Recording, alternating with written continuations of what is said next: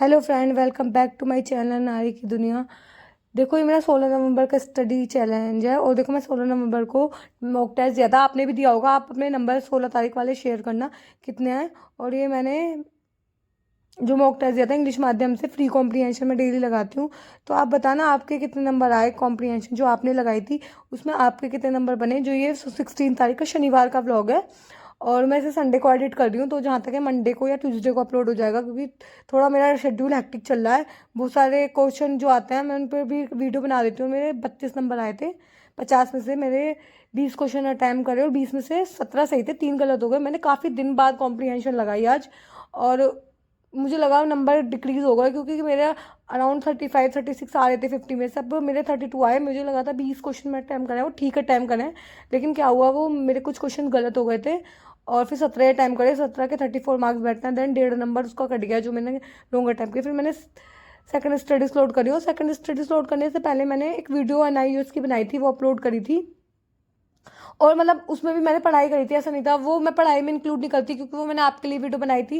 मतलब पर्सनल मेरी कोई पढ़ाई नहीं हुई थी। तो यहाँ पे मैं सेकंड स्टडीज लोड कर रही हूँ। और सैटरडे संडे ना एक्चुअली मेरे हस्बैंड की छुट्टी रहती है, तो थोड़ा सा काम ज़्यादा हो जाता है। जब छुट्टी रहती है तो घर के भी एक्स्ट्रा काम हो जाता है कि मान लो हाउस वाइफ रिलेट कर पा रही हूँ। एक तो ना हम अलग बिल्कुल अकेले रहते हैं, तो मतलब जो भी घर का पूरे मंथ का पेंडिंग काम होता है वो होता है कि हाँ सैटरडे संडे कोई काम करना है। डी मार्ट जाना है, मैं डी मार्ट की वीडियो तो बना के दिखाऊंगी नहीं कि हाँ देखो हम डी मार्ट गए हैं। तो बहुत सारे जैसे गुड़कस को सामान लाना है या एक्स्ट्रा को सामान लाना है।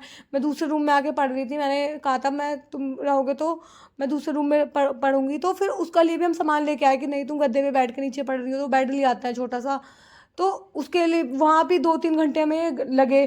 तो जो हाउस वाइफ होंगी वो रिलेट कर पा रही होंगी कि सैटरडे संडे और काम हम सोचते हैं काम सैटरडे को टाल देंगे या संडे को टाल देंगे, बढ़ जाता है। अगर हस्बैंड की छुट्टी होती है बहुत सारे काम इंक्लूड हो जाते हैं। हस्बैंड की छुट्टी होती है लेकिन लड़कियों की कोई छुट्टी नहीं होती। उन्हें सिमिलर खाना बनाना होता है, इवन उनका वर्कलोड बढ़ जाता है कि उन्हें ब्रेकफास्ट बनाना है। जब सुबह जब हस्बैंड की ऑफिस रह जाता है तो सुबह ब्रेकफास्ट लंच सुबह बन जाता है और सीधा शाम को खाना बनता है।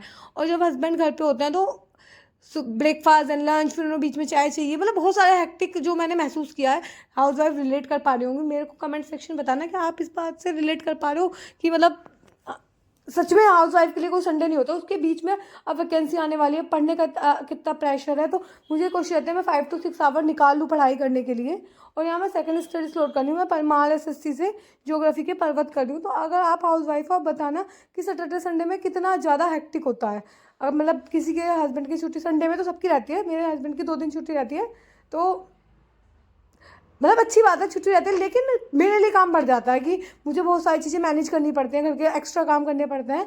जो छोटी छोटी चीज़ें होती हैं जो क्योंकि मैं अकेले तो मैं हर सारी चीज़ मैनेज नहीं कर सकती। यहाँ सास ससुर रहते तो मैं उनसे कह देती कि हाँ आप कर दो, लेकिन जब अकेले रहते हैं तो अकेले सारी चीज़ें मैनेज नहीं होती। तो बहुत सारे काम हस्बैंड के साथ ही जाके करने पड़ते हैं कि हाँ तुम ये काम सैटरडे संडे पे टाल दिया, तो उस दिन पढ़ाई नहीं हो पाती। इवन मैं कोशिश करती हूँ मैं रात को ही अपना व्लॉग एडिट कर दूँ, लेकिन मैं इतना थक गई थी कि मैं व्लॉग इसे अगले दिन संडे में एडिट कर दूँ। फिर मैंने सोचा संडे में एडिट करने से पहले पढ़ लूँ पहले, वरना एडिट मतलब बाद में डल जाएगा। मुझे व्लॉग डालने की इतनी जल्दी नहीं है। तो मैंने पहले संडे को अपना पढ़ा और मैं संडे की रात को एडिट करी हूँ। तो ये सैटरडे का एडिट करी हूँ, संडे का भी एडिट कर दूँगी। तो एक मंडे को एक ट्यूसडे को डल जाएगा। तो और ना बहुत सारे लोग ना उसके NIOS के बारे में पूछ रहे थे कि NIOS कैसे पढ़ें। देखो NIOS के मैंने यूनिट 502 की यूनिट 1 और 2 डाली थी। होप तुम्हें अच्छी लगी होगी। थर्ड यूनिट में ना बना दी है, थोड़ी सी एडिट करनी रह गई है। और ना उसके बाद थोड़े दिन हम मार्केट गए थे और मार्केट से आने के बाद मैंने क्या था रेस्ट में बहुत थक गई थी। मार्केट की तो मैंने वीडियो रिकॉर्ड नहीं करी, मुझे अच्छा लगता हर जगह मैं वीडियो लेके जाऊँ। कब थोड़ा बहुत कभी कभी कर लेती हूँ। फिर मैंने घर आके थर्ड स्टेज फ्लोर किया था और ठंड गुड़गांव में बहुत ठंड हो गई है। मतलब मुझे लिटरली बहुत ज़्यादा ठंड लगी। और मैं अपना मतलब बहुत ज़्यादा ठंड हो गई गुड़गांव में। वास्तव में ठंड मतलब 2 3 दिन से ही पड़ी है बहुत ज़्यादा। कोई गुड़गांव से हो या दिल्ली से हो बताना उनके यहाँ पे भी कैसा माहौल है ठंड का। तो NIOS के लिए मुझसे काफ़ी लोगों ने पूछा था। तो देखो इंग्लिश में के लिए भी पूछा था। एक इन्होंने तो दीदी ने पता नहीं कौन थी, उन्होंने कमेंट किया प्लीज़ हिंदी में एक्सप्लेन कर दो। देखो मैं कोशिश करूँगी, मैं हिंदी में एक्सप्लेन करूँगी। वैसे मैं चीज़ें हिंदी में ही एक्सप्लेन करती हूँ, वो सब लिखा इंग्लिश में रहता है, बस उसे समझने की बात है। जैसे मैंने कोई चीज़ बोली वो इंग्लिश में बोली, मैं मतलब इंग्लिश में लिखी है तो मैं बोल तो हिंदी में रही हूँ। तो आप समझ लो जैसे मैंने लर्निंग बताया था, तो लर्निंग होता है सीखना, तो लर्निंग ट्रांसफेबल, तो मैंने सब कुछ हिंदी में ही एक्सप्लेन किया था। अब जैसे DTPLSB का एग्ज़ाम आने वाला है, तो लड़कियों को क्या है कि जिनकी शादी हो, जो शादी हो गई नहीं हुई है, तो वो तो फ्री है, कोई दिक्कत नहीं, अपना टाइम दे सकते हैं आराम से, देख, क्योंकि शादी हो हड़बड़ आ रही है, हम कहाँ से तैयारी करें। देखो एक ना स्ट्रेटजी बना लो कि हमें इस पे स्टक होना है। जैसे मैंने 21 दिन का टारगेट है कि मुझे NIOS का ब्लॉक 508 कंप्लीट करना है, या मैं ब्लॉक 508 की यूनिट 2 कर रही हूँ, और ये यूनिट 2 बहुत ज़्यादा इंटरेस्टिंग थी, मतलब बहुत ज़्यादा यूनिट 2 इंटरेस्टिंग थी। और मतलब यूनिट 1 में मुझे इंटरेस्ट नहीं आया, बट मेरी अभी हाफ ही कंप्लीट हुई है। अगर तुम NIOS पढ़ने बैठोगे तो तुम्हें 2-3 घंटे लग जाएंगे, क्योंकि उस एक चीज़ को डिटेल में पढ़ना, फिर देखना कि हम क्या नोट डाउन करना है, क्या नहीं नोट डाउन करना। तो यहाँ मैंने 502 और मतलब 508 की यूनिट 2 करी है। और इसमें पेंसिल के बारे में था कि पेंसिल के क्या क्या यूज़ होता है, type of pencil, 3D pencil, HD pencil, HB pencil, जो तुमने क्लास में पढ़ी होंगी, तो उनके बारे में काफ़ी डिटेल में दे रखा था। अब बहुत सारी लड़कियों का कमेंट था हम कहाँ से स्टार्ट करें, मैथ के लिए, EVS के लिए। मैंने कम्युनिटी पे पोस्ट डाला था, अराउंड 100 लोगों ने उस पर पोल किया था। मैंने पूछा था आप किस किस एग्जाम की तैयारी कर रहे हैं, मतलब 80% लोग तो DTPLSB PRT की तैयारी कर रहे हैं, जो मेरे से जुड़े हुए हैं। वो काफ़ी KVS की भी कर रहे हैं, मतलब लगभग 10% KVS की, बाकी CTET नीट की, ये सब। तो अगर DTPLSB के लिए बच्चे पूछते हैं, उसके लिए मैं बना देती हूँ। KVS के लिए बहुत सारे कमेंट आ रहे हैं। एक दीदी ने कमेंट किया था प्लीज़ सारे सब्जेक्ट की बना दो। देखो मेरे को ना टाइम नहीं मिलता है यहाँ पे ना, बिल्कुल। मैं देखो 6 घंटे अपनी भी पढ़ाई करती हूँ, फिर कोई क्वेश्चन मुझसे पूछता है, उसकी मैं कोशिश करती हूँ जल्दी से जल्दी वीडियो बना दूँ, फिर मैं पूरे घर का काम करती हूँ, और भी बहुत सारी चीज़ें हो जाती हैं देखो, तो अकेले सब कुछ मैनेज करना पड़ता है। तो जैसे भी मेरे को टाइम मिलेगा, मैं कोशिश करूँगी आने वाले 10 दिन में सबकी वीडियो डाल दूँ, बना के रख लूँ और एक साथ पब्लिक कर दूँ, तो जो KVS वाले बच्चे हैं वो देख ले। एक साथ मैं पब्लिक इसलिए नहीं करती क्योंकि अगर मैं एक दिन में 10 वीडियो डाल दूँगी तो आपको नोटिफिकेशन नहीं आने के इतने सारे, तो एक दिन में 2 या 3 ही वीडियो डाल सकते हैं। मैंने KVS के मैथ के लिए भी कई लोगों ने पूछा था, मैंने वीडियो बना ली है, बस थोड़ी सी रेडी, उसे एडिट करना रह रहा है, एडिट करके, क्योंकि मैं वीडियो ऐसे नहीं बनाती कि मुझे कुछ नहीं पता हो, पहले सारा सिलेबस चेकआउट करना पड़ता है, सब कुछ देखना पड़ता है, फिर बनाती हूँ। मैंने अभी DTPLSB मैथ के लिए बनाई है, और शायद 1-2 दिन में अपलोड कर दूँगी, मैं एडिट वगैरह सब कर दी। KVS की भी मैथ की बन चुकी है, EVS की मैं अपलोड कर चुकी हूँ। EVS के लिए पूछा था किसी ने, वो पुरानी वीडियो में जाके देख लो, वहाँ EVS की मिल जाएगी आराम से। और मतलब इंग्लिश के लिए भी पूछा था, इंग्लिश के लिए कुछ बता दो। तो इंग्लिश के लिए मैंने ग्रामर के लिए तरुण ग्रोवर सर बताए थे कि वो बहुत अच्छा पढ़ाता है। लेकिन मैं PQRS का आपको बताऊंगी कि how to deal with PQRS, कि PQRS कैसे सॉल्व करने, वो बहुत मतलब ईजी ट्रिक मुझे पता चली है, जिससे PQRS को करने में 1 से 2 मिनट मुझे लग रहे थे, मतलब 1 से 2 मिनट तो नहीं, 30-40 सेकेंड लग रहे थे वहाँ, वो विद इन 2 या 10 सेकेंड में होता, 5 से 10 सेकंड में हो रहा था। वो मुझे अच्छी अप्रोच लगी, और वो 90% PQRS में एप्लीकेबल है। तो मैं तुम्हें ज़रूर बताऊंगी, और मतलब थोड़ा सा मुझे टाइम चाहिए, तो जैसे भी टाइम होगा, क्योंकि देखो मेरा 21 दिन का टारगेट चल रहा है कि मैं 6 से 7 घंटे पढ़ाई करूँ। और ये 16 तारीख का ब्लॉग है, और 16 तारीख का 18 को अपलोड होगा, 17 को शायद 19 को होगा, 17 तारीख का ब्लॉग।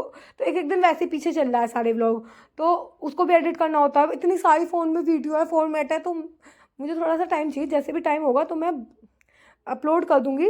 और देखो मैं ना बताऊँ तो वैकेंसी की बहुत बच्चे पूछते हैं कब आएंगी। देखो KVS की तो मैंने अगले साल मिल जाएंगी, कि KVS आने वाला है, DTPLSB की भी मिलेगी।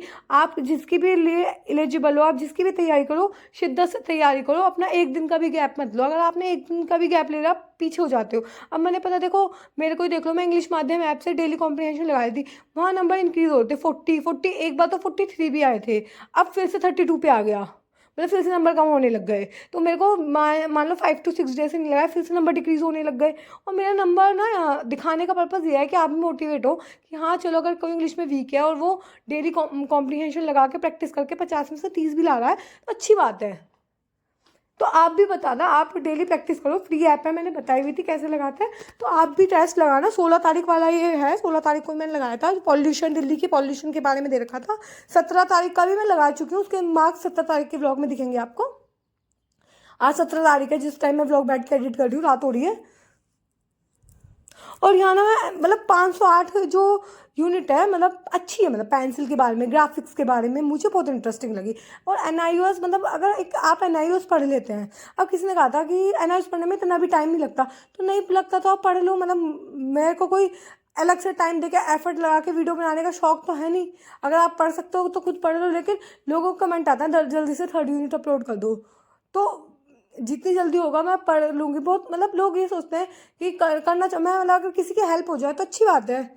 और किसी ने हिंदी में पूछा, देखो कोशिश करो NIOS इंग्लिश में समझ लो, मतलब एंड IELTS इंग्लिश में जितने बेटर हैं वो हिंदी में इतने बेटर नहीं है। मतलब हिंदी के अगर मैं आपको बात करूँ तो हिंदी में बहुत टर्म बहुत हार्ड रखे हैं। जहाँ सिंबॉलिक मेथड होता है वहाँ सांकेतिक करके कुछ दे रखा था उन्होंने, मैंने हिंदी में भी देखा था लेकिन मैंने कभी हिंदी में पढ़ा नहीं। तो यहाँ मेरा थर्ड स्लॉट कंप्लीट हो गया था और शाम में ना हम मार्केट आ गए थे और मार्केट में इतनी ज़्यादा ठंड थी। मतलब लोगों को आप दिख रहा होगा जैकेट पहन रखी है, मोस्टली तो लोगों ने जैकेट ही पहन रखी है, इतनी ज़्यादा ठंड थी। और हमने फिर गर्म चप्पल ली यानी क्योंकि मेरे को पैरों में बहुत ज़्यादा ठंड लगती है। मैं कैप वगैरह ना लगाऊँ लेकिन पैरों में बहुत ज़्यादा ठंड लगती है और कैप वगैरह भी, मतलब मैं कैप नहीं लगाती, मेरे को गर्मी लगती है कैप लगा के। और इतनी ज़्यादा ठंड, मतलब ठंड का कोई वो नहीं है, मतलब बहुत ज़्यादा ठंड पड़ने लगी अभी तो 2-3 दिन से एकदम से ठंड बढ़ गई। तो मैं गर्म कुर्ते भी लूँगी क्योंकि मेरे पे अभी गर्म कुर्ते मैं लेके नहीं आई थी।